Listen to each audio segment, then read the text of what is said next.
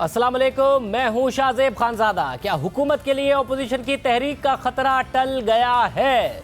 पहले मौलाना फजल रहमान और नवाज शरीफ जारहाना सियासत के साथ एक पेज पर थे, मगर अब खबरें आ रही हैं कि आसिफ जरदारी दोनों पर भारी हो गए हैं। अपोजिशन की तहरीक को लेकर क्या अब नवाज शरीफ और आसिफ जरदारी एक पेज पर हैं और क्या मौलाना तनहा रह गए हैं? इस हवाले से अहम तफसीलात आपके सामने रखेंगे। इस वक्त हुकूमत का मानना है कि अपोजिशन की तहरीक नाकाम हो गई है। नया साल मुआशी तरक्की और बेहतर कारकर्दगी का साल होगा, जबकि अपोजिशन चंद माह में हुकूमत को जाता देख रही है। आज वज़ीर आज़म इमरान खान ने पार्टी तर्जुमानों के इजलास की सरबराही करते हुए कहा कि पीडीएम फारिग हो चुकी, अपनी मौत आप मर रही है, हुकूमत को पीडीएम से कोई खतरा नहीं है। अपोजिशन की पूरी तहरीक एनआरओ के लिए है, जो नहीं दूंगा। कमजोर मईशत को दुरुस्त ट्रैक पर लगा दिया है। नए साल में कारकर्दगी मजीद बेहतर करने पर और डिलीवरी पर तवज्जो होगी। दूसरी तरफ अपोजिशन मुतालबा कर रही है कि 31 जनवरी तक वजीर आजम इज्जत से चले जाएं, वरना अवाम कोई और फैसला करेगी। जहां अपोजिशन डेडलाइन दे रही है, वहीं लॉन्ग मार्च की तारीख पर कंफ्यूज भी नजर आ रही है। पहले कहा गया कि जनवरी में लॉन्ग मार्च होगा, फिर कहा कि फरवरी के आगाज में लॉन्ग मार्च होगा, जबकि आज नून लीग की नायब सदर मरियम नवाज ने मीडिया से बात करते हुए कहा कि लोगों की सहूलत और मौसम को देखकर लॉन्ग मार्च का फैसला किया जाएगा। पीएम का लॉन्ग मार्च का प्लान बिल्कुल है, लॉन्ग मार्च होगा इंशाअल्लाह ताला। तारीख का ऐलान लोगों की सहूलत को, मौसम को देख के सामने रख के किया जाएगा। इस्तीफे होंगे इंशाअल्लाह 31 जनवरी जब आएगी और हम देखेंगे कि वो अगर इज्जत से जाने पे राज़ी नहीं है तो फिर इंशाअल्लाह अवाम कोई और फैसला करेगी। अब अहम बात यह है कि आसिफ अली जरदारी अपनी जमात को लेकर वाज़ेह पोजीशन ले चुके हैं कि ज़िमनी और सेनेट इंतखाबात में हिस्सा लिया जाएगा, धरना नहीं दिया जाएगा। और अब खबरें आ रही हैं कि आसिफ अली जरदारी और नवाज शरीफ इस मामले पर एक पेज पर हैं। तो क्या मौलाना फजल रहमान तनहा रह गए हैं? सेनेट इंतखाबात का उन्होंने ऐलान नहीं किया, मगर साथ में बाई इलेक्शन का ज़रूर ऐलान किया। सीनियर सहाफ़ी सलीम साफ़ी और साथ ही सोहेल वड़ाई साहब हमारे साथ मौजूद हैं। आप दोनों का बहुत शुक्रिया। वड़ाई साहब, क्या वज़ीर आज़म का कॉन्फिडेंस दुरुस्त है अब कि ये पीडीएम का बयानिया अपनी मौत आप मर गया है, अब इनसे हमें कोई ख़तरा नहीं है? मेरा ख्याल है कि किसी हद तक उनका ये अंदाज़ा दुरुस्त है कि फ़ेज़ 1 जो था इस तहरीक का, वो कामयाब नहीं हो सका और लैतो लाल और गो मगो ने जो इस्तीफ़ों और लॉन्ग मार्च का जो मामला था, धरने का मामला था, उसको पोस्टपोन कर दिया है। इसलिए लगता है कि इस फेज़ में जो हुकूमत को भेजने का मंसूबा था वो कामयाब नहीं हुआ और किसी हद तक इमरान खान ये सोचने और समझने में हक बजानिब है कि पीडीएम का ये वार जो है ये नाकाम साबित हुआ है। साफ़ी साहब, आपने ट्वीट किया कि आसिफ जरदारी साहब सब पर भारी हो गए हैं, और क्या ये जो तासुर है आपकी ट्वीट से दुरुस्त है कि, और क्या मौलाना भी ये समझ रहे हैं अब कि नवाज शरीफ और आसिफ जरदारी एक पेज पर आ गए हैं और मौलाना तनहा रह गए? नहीं, देखिए, मौलाना तो तनहा तब रह जाएंगे कि जब पीडीएम टूट जाएगा। तो पीडीएम तो न टूटा है और न टूटने का उसका मुस्तकबल करीब में कोई ख़तरा है। और ये जो जरदारी साहब का बयानिया बारी हो गया या जरदारी साहब बारी हो गए, तो उसकी वजह भी यही है कि मौलाना ने और कौम परस्त जमातों ने पीडीएम को एक रखने की खातिर उनके बयानिए को तस्लीम कर लिया और एक कंप्रोमाइज़ कर ली। दूसरा, मैंने जो ट्वीट की थी तो उसकी बुनियाद ये थी कि देखें, एक तो अब ये हो रहा है कि नज़रिया और उसूल और इनकलाबियत वो बीच से बिल्कुल ख़त्म हो गया। और पीडीएम ने भी जो जरदारी साहब और नवाज शरीफ साहब का तरीक़ा रहा है कि प्रैक्टिकल और पावर पॉलिटिक्स किया जाए, तो वो उसकी तरफ आ गए। जरदारी साहब और इन सब ने ये दबाव बढ़ा दिया और जरदारी साहब ही से फिर राब्ते वग़ैरह हो गए।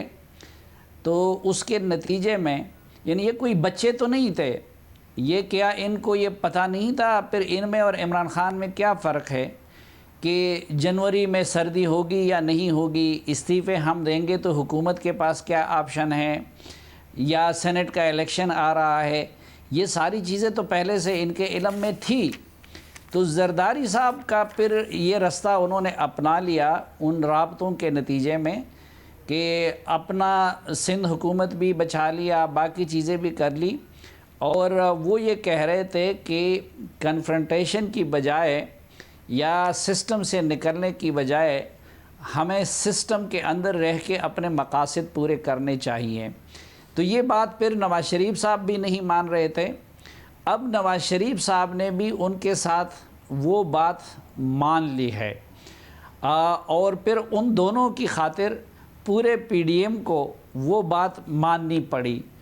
तो एक लिहाज से ये शायद उनके लिए फ़ायदे की सियासत हो सकती है और लेकिन अब उसूल और इनकलाबियत जो है वो सिर्फ नाम के हद तक होगी। बड़ाई साहब, आप ये बताइएगा कि जो जरदारी साहब की लॉजिक है सिस्टम में रहना, सेनेट के इंतखाबात में हिस्सा लेना, ज़ाहिर है पीडीएम के इजलास से पहले ही पीपल्स पार्टी ने अपनी सेंट्रल एग्जीक्यूटिव की कमेटी के इजलास के बाद ये अनाउंस कर दिया था। आपको इसमें मंतक और मसलियत नज़र आ रही है कि हाँ जी ये दुरुस्त रास्ता है इस हुकूमत के ख़िलाफ़, या फिर ये जो तासुर है कि जी कोई बैकडोर राब्ते हैं, डील है, उसी की वजह से ये किया जा रहा है, या कोई मंतक है, सियासी मंतक और मसलियत आपको नज़र आती है उसमें? देखें, डेफिनेटली कोई ना कोई राब्ते तो ज़रूर होंगे, लेकिन मुझे इसमें सियासी मंतक भी और मसलियत भी नज़र आती है। मेरा ख्याल है, मुझे ये लगता है कि उनका ये रास्ता दुरुस्त है। ये आखिरी बाजी लगाकर जुआ खेलना मुनासिब नहीं था, उसकी बजाय अपनी स्टेक्स को कंट्रोल में रख के अगले को चैलेंज करना ज़्यादा मुनासिब है। अगर ये सिंध हुकूमत दे दें तो इनकी जगह लेने के लिए, जरदारी साहब की जगह लेने के लिए, पीपल्स पार्टी की जगह लेने के लिए उनके मुखालफिन तैयार बैठे हैं और फिर उन्हें अगले इलेक्शन में भी नहीं आने देंगे। मेरा ये ख्याल है कि जरदारी साहब की अगली तजवीज़ ये होगी कि वो चाहेंगे कि पंजाब के अंदर पहले नो कॉन्फिडेंस लाया जाए और उसके लिए वो नवाज़ शरीफ को कायल करेंगे जब भी उन्हें मौका मिला कि वो परवेज़ इलाही को कैंडिडेट बनाएं और परवेज़ इलाही को कैंडिडेट बना के फुल सपोर्ट करें। तो अब ये कब इनिशिएटिव होगा ये नहीं मुझे पता। सिस्टम के अंदर से वो इन्हें शिकस्त देने की कोशिश करेंगे, उनकी हिकमत अमली ये है। ज़ाहिर है ये इस हिकमत अमली में मसलियत भी है, इस हिकमत अमली में मफामत भी है, इसमें अपना फ़ायदा भी है, क्योंकि इस्तीफ़े देने से ज़ाहिर है उन्हें एक नुकसान होना था, सिस्टम से निकल जाना था, मुकम्मल अपोजिशन में चला जाना था।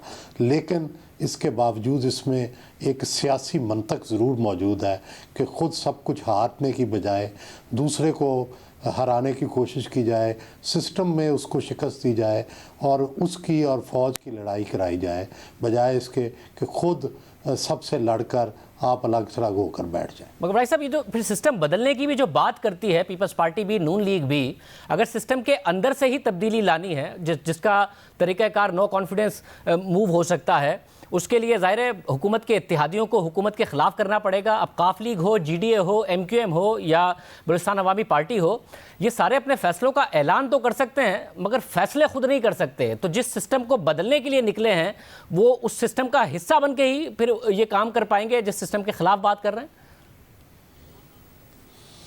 देखें शाहजेब साहब, जो पाकिस्तान में अमूमी तब्दीली का तरीक़ेकार है वो तो यही है कि एस्टेब्लिशमेंट और हुकूमत की आपस में इख्तलाफ होता है, अपोजिशन उससे फ़ायदा उठाती है। ये एक अमूमी तरीक़ेकार रहा है और मेरा ख़्याल है कि जरदारी साहब भी यही चाहेंगे कि यही तरीक़ेकार इख्तियार किया जाए।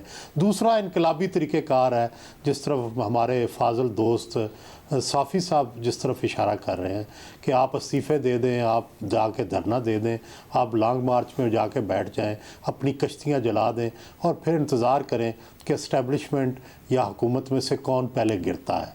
तो मेरा ये ख़्याल है कि ये इतना बड़ा रिस्क ना पीपल्स पार्टी लेने को तैयार है और ना ही नून लीग के प्रैग्मेटिस्ट जो हैं, जो मुफाहमत वाले दोस्त हैं, वो ये लेने को तैयार हैं।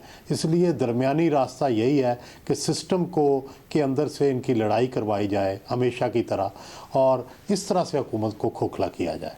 साफ़ी साहब, पीपल्स पार्टी को ये यकीन दिलाने की जिम्मेदारी तो नवाज शरीफ साहब और मौलाना फजल रहमान की थी कि अगर आप इस्तीफ़े देंगे, सिंध हुकूमत छोड़ेंगे, तो उसके नतीजे में यकीनी बात है कि अगले इलेक्शन होंगे। अगर पंजाब में नून लीग की हुकूमत होती तो नून लीग ने कौन सा ऐसे ही छोड़ देनी थी।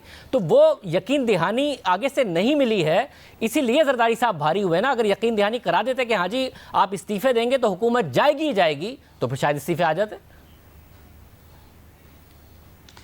एक शाहजेब, आपके जवाब से पहले मैं एक वजाहत कर लूँ।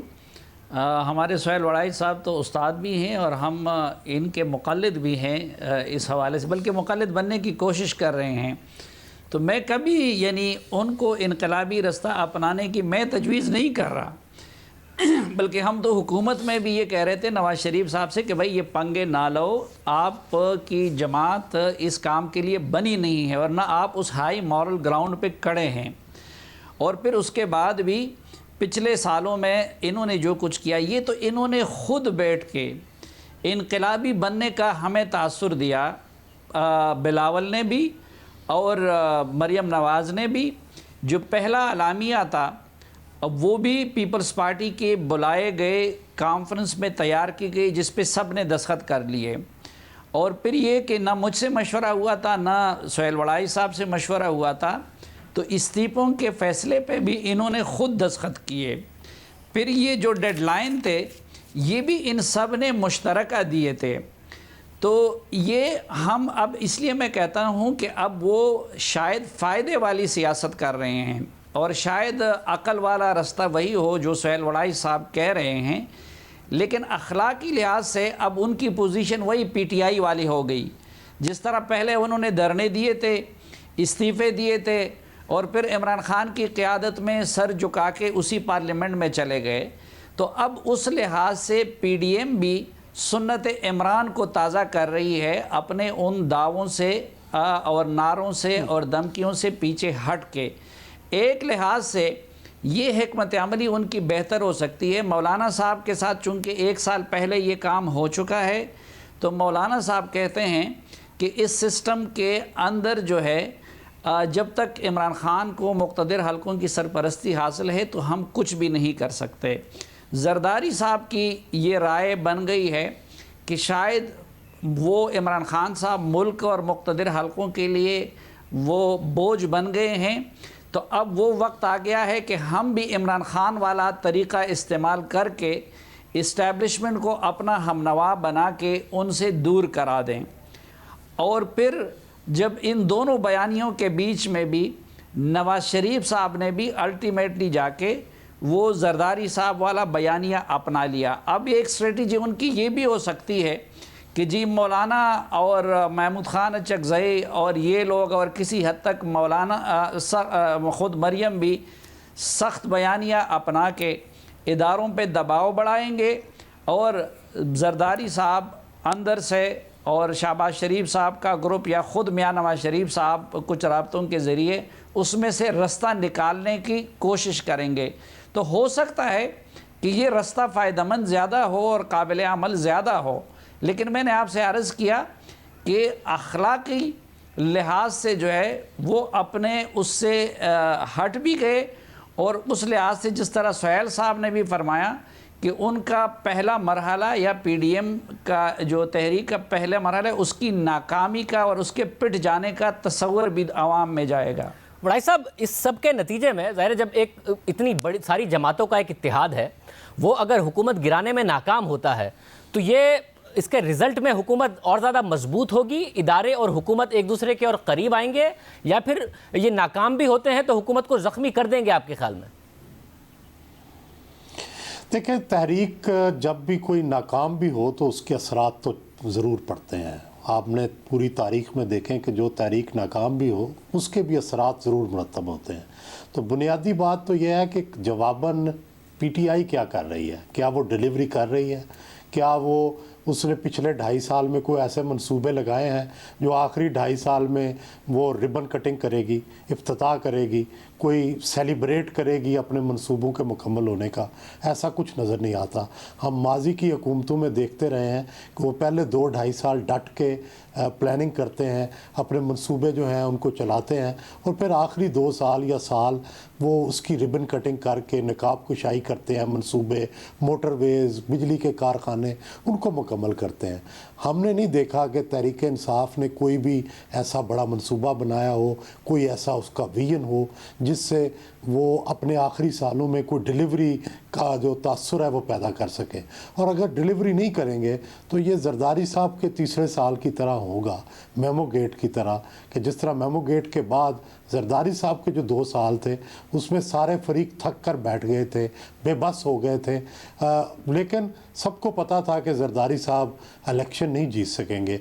फिर तहरीक इंसाफ का हाल भी वो होगा कि जब डिलीवरी नहीं करेगी, जब कोई विजन नहीं दे सकेगी, तो फिर सिर्फ इलेक्शन का इंतज़ार रह जाएगा कि कब इलेक्शन हो और कब नई जो हुकूमत है वो आकर मुल्क के अंदर कोई तब्दीली लाए। साफी साहब, अगर ये इतनी सारी जमातों का इत्तेहाद नाकाम होता है तो हुकूमत और ज़्यादा मजबूत नहीं होगी आपके ख्याल में? नहीं, एक तो ये कि वो नाकामी से मुराद क्या होगा। अब जिस तरह सुहेल वड़ाई साहब ने कहा कि अब धरनों और एहतजाज और जलसों के ज़रिए तो इमरान खान साहब नाकाम हो गए, लेकिन ख़ुद मियां नवाज शरीफ और इस्टेब्लिशमेंट के ताल्लुकात में जो दरार पड़ी उसकी वजह से नवाज शरीफ साहब को इक़्तिदार से भी महरूम होना पड़ा और उसकी वजह से उनको जेल में जाना भी पड़ा। हालांकि उनकी हुकूमत की परफॉर्मेंस या इकनॉमिक इंडिकेटर वो इतने ख़राब नहीं थे। इसी तरह पहले अगर कोई हुकूमत गिरी भी है एहतजाजी तहरीकों के नतीजे में तो वो उन सूरतों में गिरती थी जब बेनज़ीर भुट्टो की हुकूमत है कि पीछे इस्टेब्लिशमेंट की शेह होती थी। तो मैं अमली सियासत के लिहाज से तो मुझे इस वक्त शायद जो रास्ता इन्होंने अपना लिया तो ये ज़्यादा बेहतर होगा और ये ज़्यादा नतीजा खेज़ साबित हो सकता है, क्योंकि रीसेंट पास्ट में भी हमने देखा है कि इमरान खान जैसा पॉपुलर लीडर इस्टेब्लिशमेंट की बैकिंग के बावजूद उस वक़्त की अवामी ताकत से उनको तो नहीं गिरा सके, लेकिन फिर जब वहाँ पे फासले उतने बढ़ गए तो नवाज शरीफ साहब को इक़्तिदार से महरूम होना पड़ा। अब जरदारी साहब की भी यही कोशिश रहेगी और वो बाकी पीडीएम को यही समझा रहे हैं कि जी हमें इस मौका से इमरान खान साहब की हुकूमत की नाअहली से और जिस तरीके से वो बोझ बन गए हैं उससे फ़ायदा उठा के अपने आप को मुतबादिल के तौर पर पेश करना चाहिए। तो मेरे ख़्याल में उनकी हुकूमत के लिए असल ख़तरा उनकी परफॉर्मेंस है और उनकी तो अभी तक स्ट्रेटजी ये रही है कि ऐसी फ़िज़ा बना के रखे कि अपोजिशन और हुकूमत और इस्टेब्लिशमेंट एक दूसरे के करीब ही ना आने पाए। लेकिन मेरे ख़्याल में किसी हद तक अब उस गेम को समझा भी जा रहा है। और दूसरा, अगर इमरान खान इसी तरह सिर्फ तर्जुमानों पे और अपोजिशन को लताड़ने पे फोकस रखेंगे और इकनॉमिक हालत ये होगी, दोस्त ममालिक के साथ ताल्लुकात इसी तरह बिगड़ते रहेंगे, तो फिर हो सकता है कि ये जो अभी जरदारी साहब और नवाज शरीफ साहब ने रिवर्स गियर लगाया है तो ये अपोजिशन के लिए नतीजा खेज़ भी साबित हो सकता है और ये हुकूमत के लिए थ्रेट बन सकता है। बहुत शुक्रिया दोनों तज्ज़ियाकारों की, आपने राय सुनी। दोनों की राय है कि यहाँ से कारकर्दगी अगर हुकूमत की बेहतर होती है तो फिर उस पर से ख़तरा टलेगा। हुकूमत को एक के बाद एक क्राइसिस का सामना करना पड़ता है। गैस का क्राइसिस अब संगीन होता जा रहा है, जैसा कि हमने कहा था कि जनवरी में ये मज़ीद संगीन होगा। हुकूमत LNG ऑर्डर नहीं कर पाई है, देर करने की वजह से सप्लायर नहीं आए। इस वक्त इंडस्ट्री का क्या हाल है, आवाम का क्या हाल है और क्या सूरत हाल है, आपके सामने रखेंगे। बलूचिस्तान के इलाके मच में हफ्ते और इतवार की दरमियानी शब एक अफसोसनाक वाक़या पेश आया, जिसमें मुसल्लह अफराद ने कोयले की कान में काम करने वाले 11 कानकनों को निशाना बनाया और उनके हाथ पांव बांधकर उन्हें बेदर्दी से कत्ल कर दिया। इन 11 कानकनों का ताल्लुक हज़ारा बरादरी से है। इस वाक़े में मुतअद्दिद अफराद ज़ख्मी भी हुए। वाक़े का मुकदमा नामालूम अफराद के खिलाफ दर्ज किया जा चुका है, जिसमें इस्तेदाद दहशतगर्दी की दफ़ात भी शामिल हैं। मगर मुतासरा ख़ानदानों का मुतालबा है कि मुल्जिमान को फौरी गिरफ्तार किया जाए, वरना सूबाई हुकूमत मुस्ताफ़ी हो। मुतासरा ख़ानदान और हज़ारा बरादरी के लोग हज़ारा टाउन के करीब मगरबी बाईपास पर मैयतें रखकर धरना दिए हुए हैं और एहतजाज कर रहे हैं। बलूचिस्तान के सूबाई वज़रा ने हज़ारा बरादरी से मुज़ाकरात की कोशिश की थी, मगर ये कोशिश नाकाम हो गई, क्योंकि एहतजाज करने वाले हज़ारा बरादरी ने सूबाई वज़रा को यह कहकर वापस कर दिया कि आपने आने में देर कर दी, अब जो बात होगी वफाकी हुकूमत से होगी। वफाकी वज़ीर दाखिला शेख रशीद इस वक्त बलूचिस्तान में हैं। उन्हें वाक़े से मुतालिक ब्रीफिंग दी गई है और गुज़िश्ता रोज़ वज़ीर आज़म इमरान खान ने वाक़े की मज़म्मत करते हुए ट्वीट किया था कि बलूचिस्तान के इलाके मच में कोयले के 11 मासूम कानकनों का काबिल मज़म्मत कत्ल इंसानियत सोच बुज़दिलाना दहशतगर्दी का एक और वाक़या है। एफसी को हुक्म दिया गया है कि तमाम वसाइल बरूए कार लाते हुए कातिल गिरफ्तार और इंसाफ के कटहरे में खड़े किए जाएं। वज़ीर आज़म ने कहा कि हुकूमत मुतासरा ख़ानदानों को बिल्कुल तनहा नहीं छोड़ेगी। मच में पेश आने वाले अफसोसनाक वाक़े में एक ही ख़ानदान के 5 अफराद को कत्ल कर दिया गया है और इस ख़ानदान से ताल्लुक़ रखने वाली मासूमा याकूब अली ने BBC को बताया कि अगर किसी को करबला का मंजर देखना है तो वो मेरे ख़ानदान को देख ले। हमारे ख़ानदान में जनाजा उठाने वाला कोई मर्द नहीं बचा, जिसके बाद हम 6 बहनों ने फैसला किया है कि हम अपने भाई और रिश्तेदारों के जनाजे खुद उठाएंगे। हज़ारा बरादरी को निशाना बनाने का यह पहला वाक़या नहीं है, इससे पहले भी उन्हें निशाना बनाया जाता रहा है। हालिया वाक़े पर इस वक्त भी हज़ारा बरादरी का एहतजाज जारी है। वहाँ क्या सूरत हाल है, तफसीलात जानेंगे नुमाइंदा जियो न्यूज़ कोयटा सलमान अशरफ से। सलमान, बहुत शुक्रिया। सलमान, इस वक्त क्या सूरत हाल है, आप उस जगह पर मौजूद हैं? जी, इस वक्त सख्त सर्दी के मौसम में भी हज़ारा बरादरी के बहुत लोग यहाँ पे मौजूद हैं। इस वक्त वो एहतजाजी धरना दिए हुए हैं, मैयतें भी यहाँ पे पड़ी हुई हैं और शेख रशीद अहमद का इंतज़ार हो रहा है कि वो यहाँ पे पहुँचें और जो उन्होंने डिमांड रखी थी यहाँ पे शोधा कमेटी ने, उस हवाले से उनसे बातचीत की जाए। अब तक सूरत हाल ये है कि यहाँ पर वो नहीं पहुँचे, काफ़ी देर से उनका इंतज़ार किया जा रहा है। सर्दी भी आहिस्ता आहिस्ता बढ़ती जा रही है, लेकिन बच्चे, नौजवान, बूढ़े, बच्चियाँ, ख़वातीन बड़ी तादाद में यहाँ पर मौजूद हैं और वो इस तमाम सूरत हाल पर नोहा कुनाया। उनका कहना है कि उनके गम में शरीक होने के लिए शेख रशीद इतनी दूर से कोयटा पहुंचे हैं, लेकिन यहाँ आने में क्यों देर कर रहे हैं। उनके मसाइल सुने, क्योंकि सूबाई हुकूमत लेट हो चुकी, उनकी बात, उनका मदावा नहीं कर सकी, इसलिए वफाकी हुकूमत उनके 3 मुतालबात फौरी तौर पर देखे कि इस वाक़े में मुलविस मुल्ज़िमान को फौरी गिरफ्तार किया जाए, उन्हें कैफ़रे किरदार तक पहुँचाया जाए, टारगेटेड ऑपरेशन किया जाए इन कालदम तंजीमों के ख़िलाफ़, ताकि दोबारा इस किस्म का कोई वाक़या पेश ना आए। उनका मुतालबा था कि वो आज़ादाना ज़िंदगी गुजारना चाहते हैं। उनकी जान और माल के तहफ़्फ़ुज़ के लिए वफाकी और सूबाई हुकूमत अपना आइनी जो उन पर एक ज़िम्मेदारी आयद होती है वो उसे पूरा करें। जी, बहुत शुक्रिया। शेख रशीद अहमद साहब पहुँचते हैं तो उम्मीद करते हैं कि इस मसले का हल निकले, इनके मुतालबात माने जाएँ, अमल किया जाए। प्रोग्राम में ब्रेक शामिल करते हैं।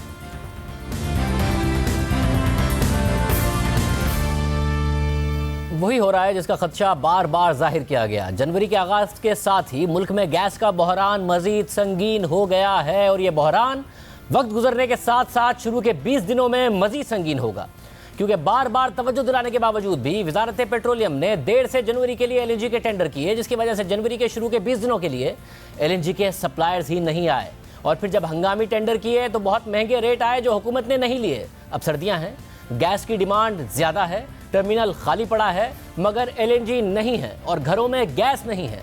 इंडस्ट्री भी परेशान है। फरवरी में इब्तिदाई 2 हफ्तों के लिए गैस के टेंडर नहीं किए, 15 से 16 फरवरी और 23 से 24 फरवरी के लिए टेंडर किए। खुद हुकूमत ही बता सकती है कि शुरू के 15 दिनों के लिए इंतज़ाम क्यों नहीं किया गया है। घरेलू सार्फिन के साथ साथ इंडस्ट्री भी शिकायत कर रही है कि गैस की फराहमी मुतासिर है। इस हवाले से द न्यूज़ में खालिद मुस्तफ़ा की खबर शाया हुई है, जिसके मुताबिक गैस का बहरान संगीन होते ही हुकूमत ने पावर सेक्टर को गैस की फराहमी कम कर दी है, जबकि हुकूमत पहले ही CNG sector, fertiliser, steel industry और कैप्टिव पावर प्लांट्स को गैस की फराहमी रोक चुकी है। खबर के मुताबिक जनवरी के इब्तिदाई 20 दिनों के लिए हुकूमत LNG का इंतजाम करने में नाकाम हुई, जिसकी वजह से सूरत हाल काबू से बाहर हो गई है। कराची में इंडस्ट्री के कैप्टिव पावर प्लांट्स बंद हो गए हैं, जबकि कराची में एक्सपोर्ट इंडस्ट्री को 5 से 9 घंटे की गैस की लोड शेडिंग या गैस प्रेशर में कमी का सामना है। खबर के मुताबिक घरों में गैस ना होने की वजह से शहरी बाहर से खाना खाने पर मजबूर हैं। बलूचिस्तान और सिंध के बड़े शहरों कराची, हैदराबाद और कोयटा में गैस का प्रेशर बहुत कम है।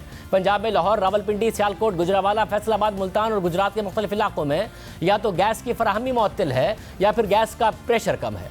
पिशावर में भी गैस की फराहमी की सूरत हाल ख़राब है। खबर के मुताबिक सुई नॉर्थ के हुक्काम का कहना है कि पावर सेक्टर को जनवरी के इब्तिदाई 10 दिनों के लिए गैस की फराहमी 155 MMCFD कर दी है। अगर सूरत हाल बेहतर हुई तो गैस की फराहमी बढ़ा दी जाएगी और अगर सर्दी मजीद बढ़ी और सूरत हाल ख़राब हुई तो अगले 10 दिन पावर सेक्टर को गैस की फराहमी मजीद कम कर दी जाएगी। जबकि सुई साउथ ने दावा किया है कि गैस लोड शेडिंग वफाकी काबीना के फैसले के मुताबिक हो रही है। अगर मौसम की सूरत हाल मजीद ख़राब हुई तो एक्सपोर्ट सेक्टर को भी हफ्ते में एक दिन गैस की फराहमी मुतासिर हो सकती है। यानी एक तो गैस की कमी से अवाम बदहाल और इंडस्ट्री का नुकसान, दूसरा बिजली महंगे फर्नेस ऑयल से पैदा करने से अरबों का नुकसान अलग होगा। गैस ना होने से घरेलू सार्फिन को शदीद मुश्किलात का सामना है। इस हवाले से हमने लाहौर में सार्फिन से गैस की फराहमी का पूछा तो सुनिए उन्होंने क्या कहा। बहुत मुश्किल गुजारा जी। सुबह का नाश्ता नहीं किया हुआ, खुदा की कसम झूठ नहीं बोलते, सुबह का नाश्ता नहीं किया हुआ। और यहाँ से जो होटल से चाय पी लेती है, पी है, और उससे हम गुजारा कर रहे हैं। और कार पे खाना कोई नहीं पका हुआ, जाकर देख सकते हैं कि खाना कोई नहीं है और लोग वैसे ही बैठे हुए हैं। अभी फ़ोन आ जाएगा घर से कि जी वहाँ से रोटी ले आए, सालन ले आए, गैस नहीं आ रही हो, ये पका के हमने खाना है। आज मुझे तकरीबन 15-20 दिन हो गए हैं। मैं घर से जा रहा हूँ, घर जाता हूँ, घर वाले मेरे बच्चे भी भूखे बैठे होते हैं, खुद भी मेरी मिसेज भूखी, घर वाले सब बैठे होते हैं। उन्हें पूछता हूँ क्या वजह, गैस नहीं आ रही, खाना नहीं बना, बाज़ार से लें। बाज़ार जाते हैं तो कच्ची रोटी लेके आते हैं, कच्चा खाना, हर चीज़ के लिहाज से। और कल बिल आया मेरे घर का और ख़ुद का, जब मैंने गैस का बिल देखा तो मेरे तपन रोशन हो गए। मैं कहा यार सिलेंडर भी भरा हुआ, हर चीज़ के लिहाज से बाज़ार से खाना खा रहा हूँ, तो बिल मैंने देखा तो 3500 रुपया। क्या गैस ना आने के बावजूद मुझे समझ नहीं लगी कि यह किस चीज़ का हम हमसे बदला ले रहे हैं। गैस हमारे इलाके में तकरीबन 2 माह से नहीं आ रही। सुबह नाश्ते के बगैर आते हैं शॉप पर, रात को सोने फिर खाने के बगैर सोना पड़ता, गैस नहीं होती। बड़ी परेशानी है।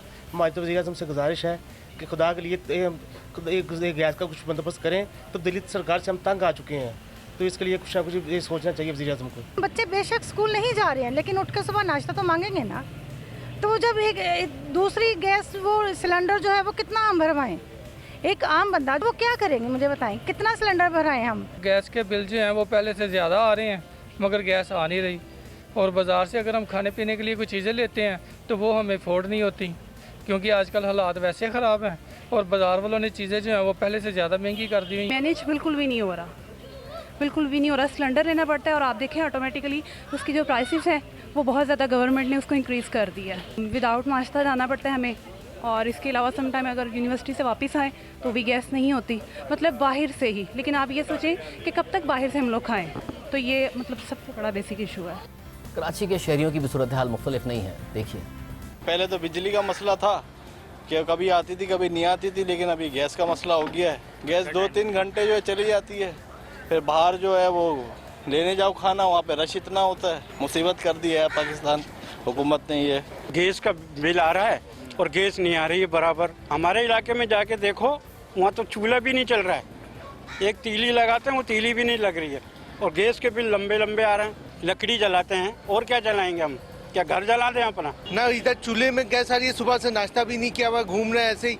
और यहाँ है तो ये मार्केट में भी कह रहे हैं कि जनाब यहाँ भी गैस का मामला, इसलिए यहाँ पर भी काफ़ी। तो ये सिलसिला मेहरबानी करें इमरान खान साहब, कराची वाले नौजवानों ने आपको वोट दिया है। पेशावर के आवाम को भी गैस नहीं मिल रही है, वहाँ भी शहरी बहुत परेशान। जैसी सर्दी की ज़्यादा होती है तो गैस का प्रेशर बिल्कुल ही कम हो जाता है, तो परेशानी तो बहुत ज़्यादा होती है। सुबह के टाइम में, ख़ासकर रात को तो बिल्कुल ही नहीं होती। 9 बजे के बाद तो बिल्कुल ही लोड शेडिंग हो जाती है, सुबह तक फिर होती नहीं है। सुबह 6 बजे के मेरे ख्याल में आ जाती है, तो बहुत मुश्किलात का सामना करना पड़ता है हमें। बिल्कुल गैस नहीं है, गैस के बिल बहुत बड़ा है, ज़्यादा आ रहा है ना, और गैस बिल्कुल नहीं है। सर्दी के मौसम में गैस बिल्कुल गायब हुई। मैं भी सिलेंडर इस्तेमाल कर, सिलेंडर भी अभी भी महंगा हो गया। तकरीबन एक बड़े सिलेंडर 200-300 रुपये महंगा हो गया। पी किलो में मेरे ख्याल है 30 रुपये का महंगा हो गया। गैस भी ज़्यादा है और कारोबार बिल्कुल ख़राब है। मैं कारोबार ख़त्म करने के लिए तैयार हो गया। गैस जो है वो बिल्कुल ना आने के काबिल है, कभी आती है कभी नहीं आती। जब से सर्दी तेज़ हुई है अब बिल्कुल गैस नहीं आ रही। काफ़ी महीनों से जो है गैस बिल्कुल नहीं होती, और ज़्यादातर हम सिलेंडर यूज़ करते हैं क्योंकि गैस प्रेशर बिल्कुल होता नहीं है, और इस वजह से बस सिलेंडर यूज़ होता है बहुत ज़्यादा।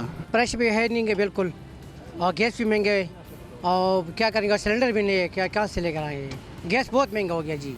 कोयटा में भी सर्दियों में भी बहुत इजाफा हो गया है और गैस भी गायब हो गई। जहाँ पे हम लोग रह रहे हैं, नवाखली में रहते, वहाँ पे बिल्कुल गैस का प्रेशर बिल्कुल है ही नहीं।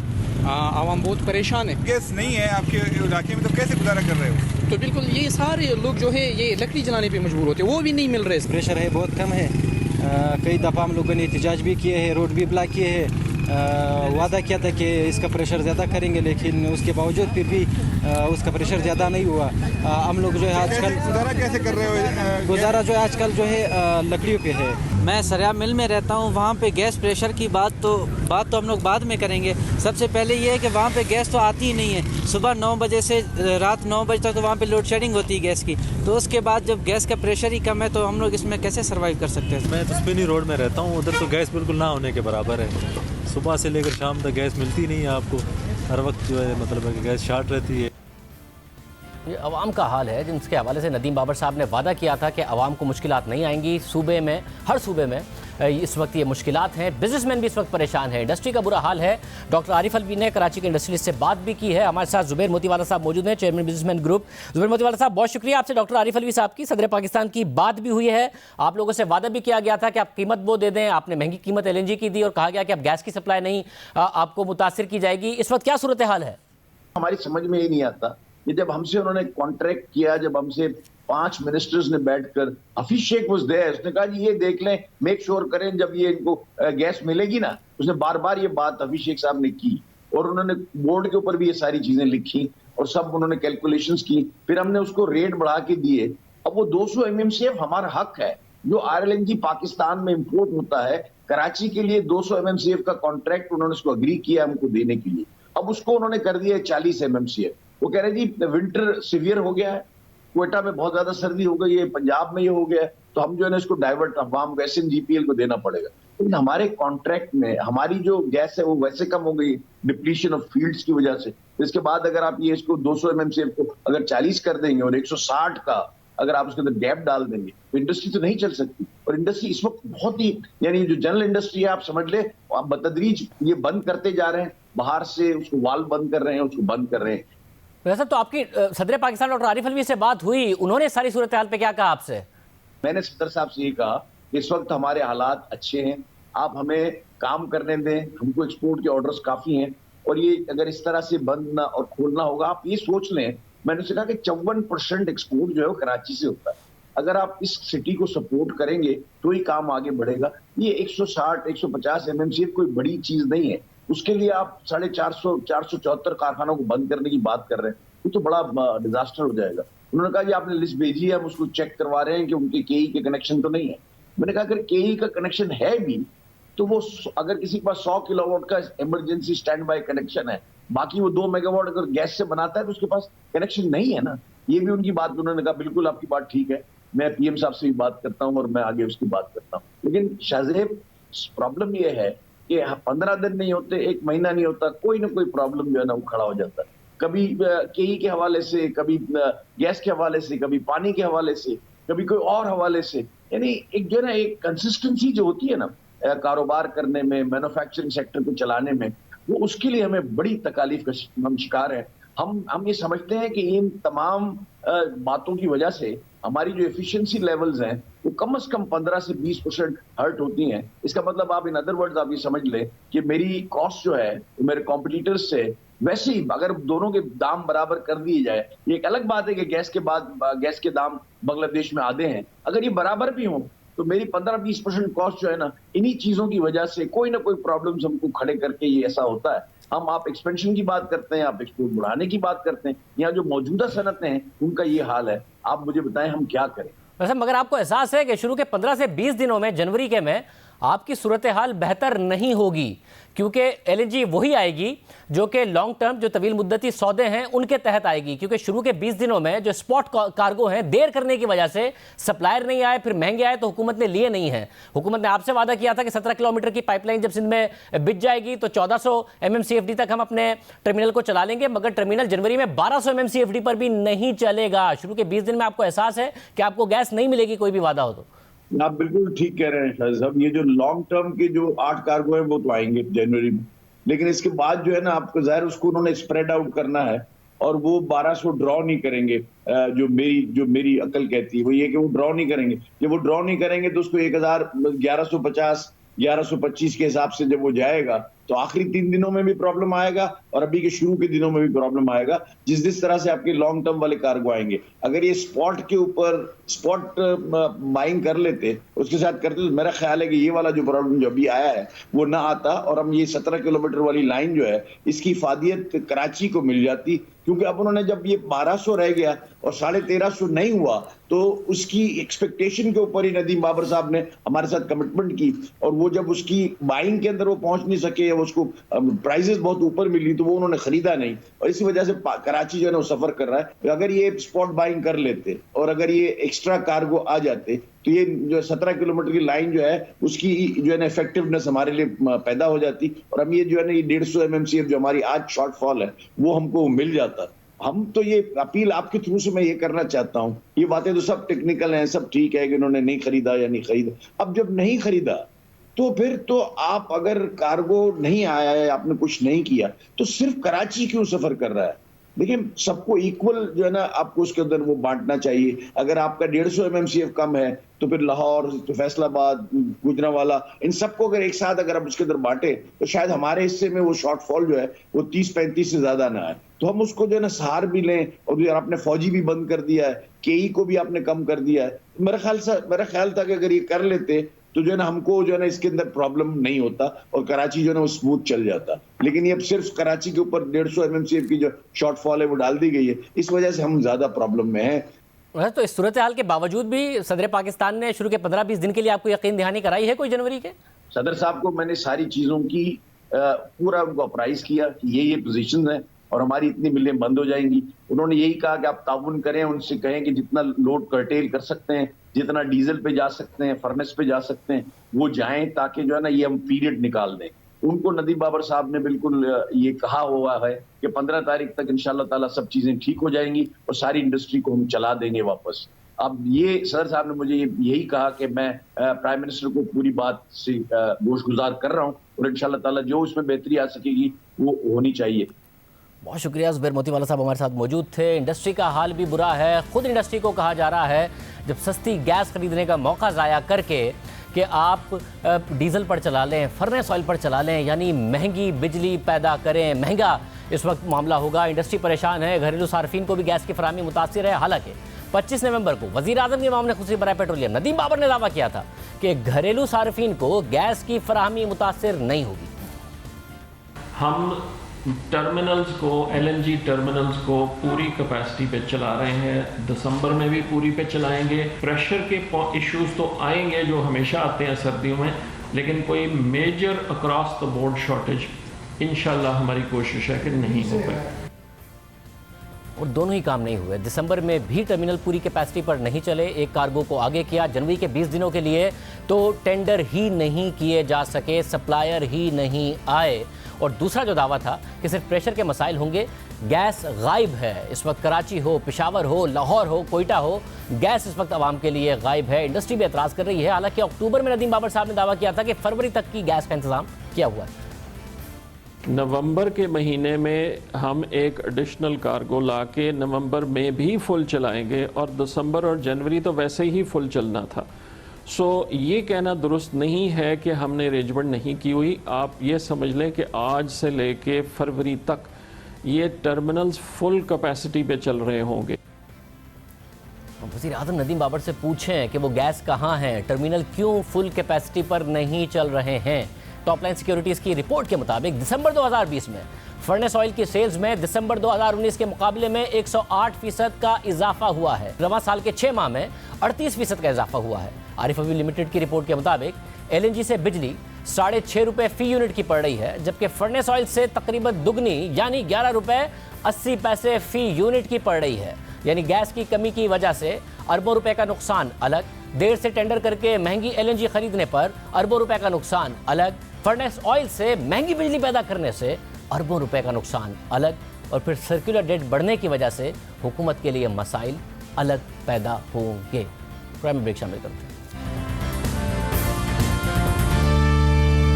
अमेरिकी कांग्रेस ने पाकिस्तानी खवातीन के लिए पाकिस्तान में आला तालीम हासिल करने के लिए स्कॉलरशिप्स में इजाफे का बिल मंजूर कर लिया है और इस बिल को मलाला यूसुफजई स्कॉलरशिप एक्ट का नाम दिया गया है। मलाला यूसुफजई एक्ट को अमेरिकी हाउस ऑफ रिप्रेजेंटेटिव्स ने मार्च 2020 में पास किया, जिसके बाद नए साल के आगाज में यानी 1 जनवरी को अमेरिकी सेनेट ने भी इसकी मंजूरी दी। बिल पास हो गया है और इसे कानून में बदलने के लिए व्हाइट हाउस भिजवा दिया गया है, जहां अमेरिकी सदर डोनाल्ड ट्रंप इस पर दस्तखत करेंगे।